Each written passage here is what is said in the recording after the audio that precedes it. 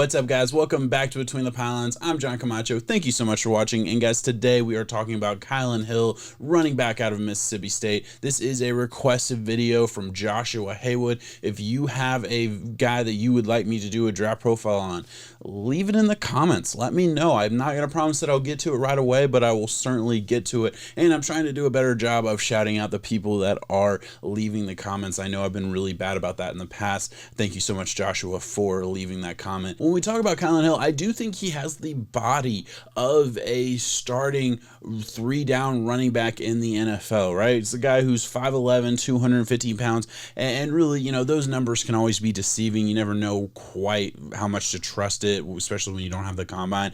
I just don't know what to trust any of those numbers. But I will say, just watching him, he looks like a guy who can withstand the load of an NFL, season and an NFL workload. He certainly did in college with 452 rushing attempts, 67 receptions for a total of 3,166 total yards, 22 touchdowns. And really, I mean, last year he was, I think, going to commit, or at least there was a false report saying that he was going to commit, and then I think he decided against it, believing that he could up his stock into that second or third round range if he stayed on. Obviously, you know, nothing really worked out as planned for the 2020 season because he only played about 3 games before eventually declaring for the draft again.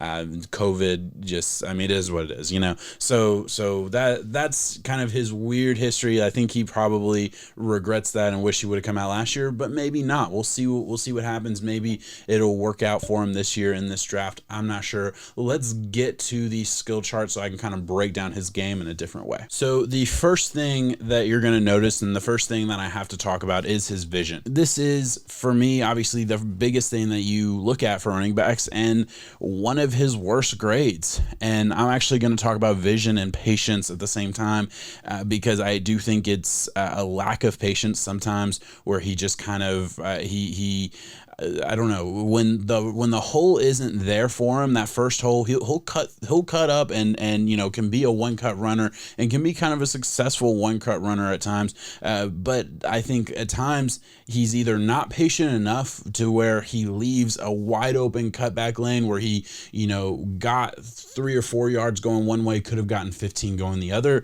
Happened way too much. And sometimes I think when the hole wasn't there or was filled, you know, he struggled to find that cutback lane. He kind of, I think, was very indecisive in the hole when, like, the plan when things didn't go as planned. I'll put it that way. When something opposite of the way the play was designed to go went awry and the hole wasn't there, I think he panics a little bit. And that was one of my big issues with him. It's something that, like, I have a huge issue with, and it's like my big Achilles heel to why he's not a guy that I'm, like, super excited about in that day 3 range, or really, like, I think there's a lot to like about this guy, but his vision really, really bothers me. It's an issue. I'll just leave it at that. It's a huge issue, and I don't know how fixable that is.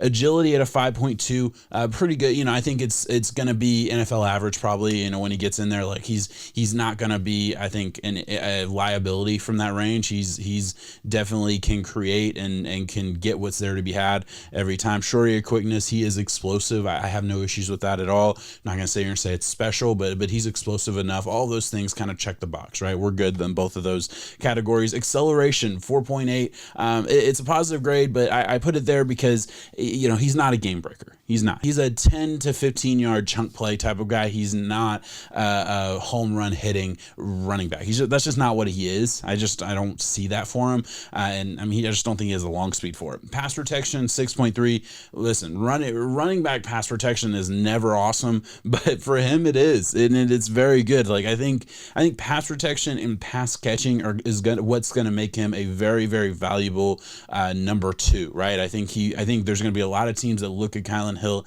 as a very viable option to be the backup running back, you know, behind the full-time starter, right? And there's a lot of, I think, places you could look at for him to have that role and be very good in that role. And I think there's a lot of, like, teams that maybe you're not thinking about that need a running back, but they might need a backup running back. So there's definitely a place for him in the NFL for sure. Power at a 4.4. Look, it's a negative grade. My average is 4.5, so 4.4 is a negative grade. Look, he's a rocked up dude. He's a big muscular guy. So I'm not like sitting here saying, he can't run through people or anything, but he's not a power back by any means. So I'm not like excited about that potential, but also like I think he's going to be able to withstand contact, and he has very good pad level and balance, which kind of comes into power sometimes as far as like his ability to stay low and drive through contact and things like that. No problem with that. So not exciting by any means from a power perspective, but not scary.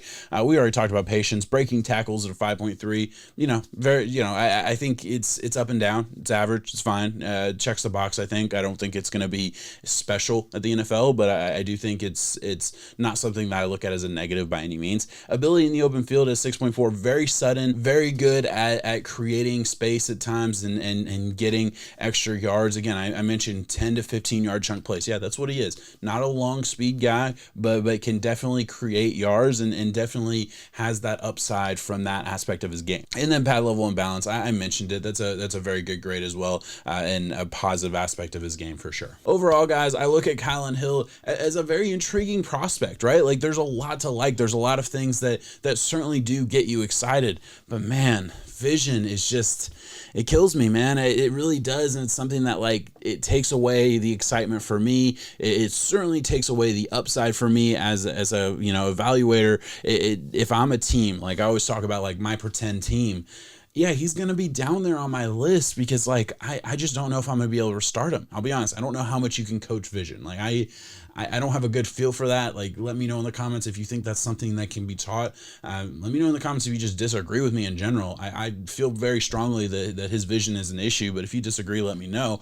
But I don't know how much that can be taught. And if I'm the GM of my pretend team, there's probably other places I go away from, there's probably other guys that I look at with higher upside. But if you're looking for a guy, as I mentioned earlier, with that RB2 upside, or that can come in, be a pretty good pass catcher, can be a pretty good pass protector, can play on third downs, I certainly think there's a place for that. Is this a guy that you look at that could back up Dalvin Cook? Could he back up Joe Mixon? Could he back up Christian McCaffrey? Guys like is a team going to look at a Kylin Hill in the later part of the draft with picks that aren't super valuable and say, hey, this guy has the upside to be a very good running back backup that can fill in for a game or two if we need him to. Obviously, you hope to keep your number one healthy. But I think he could fill in at times. If a team sees that upside, sure. I think of my pretend team, I would wonder that running back 2 upside is only there if you trust him to kind of pick it up when it comes to vision. You trust him to see the hole and explode through the hole and be able to create when the hole maybe isn't there or something goes wrong, because that's gonna happen. It's football. That's gonna happen consistently. So I don't know. We'll see what happens with where he ends up. I certainly think he gets drafted. I think there's enough there to really like and really be excited about, to think he certainly has a good chance of not only being drafted, but being probably a 5th round, 6th round guy. I think that's probably where I see him. I could even see him, right team loves him, doesn't have the issue with maybe vision or other things the way I do. 4th round's definitely, I don't think out of this world, unlikely or anything. I do view him firmly late 5th, early 6th. That's probably where I see him. But we'll see what happens with that, guys. Hey, thank you so much for watching. Please, if you have somebody you want me to do a draft profile on, leave in the comments. Let me know. I can't promise I'll get to it right away, but I will certainly get to it. I'm pumping out 5 videos a week, 5 draft profiles a week. So, hey, that's worth subscribing for, right? Hit that subscribe button. Really help me out. Hit the like button if you enjoyed this content. Let me know what you think about Kylin Hill. Do you think I'm off base saying he is firmly a day 3 pick, or do you think he has some day 2 upside to him? Let me know what you think. I always love hearing some disagreements, cordial disagreements. I don't want you to be mean, but hey, this is football, man. This is draft season. There's going to be disagreements. It's going to happen. I always appreciate you guys chiming in with your thoughts. Guys, thank you so much for watching.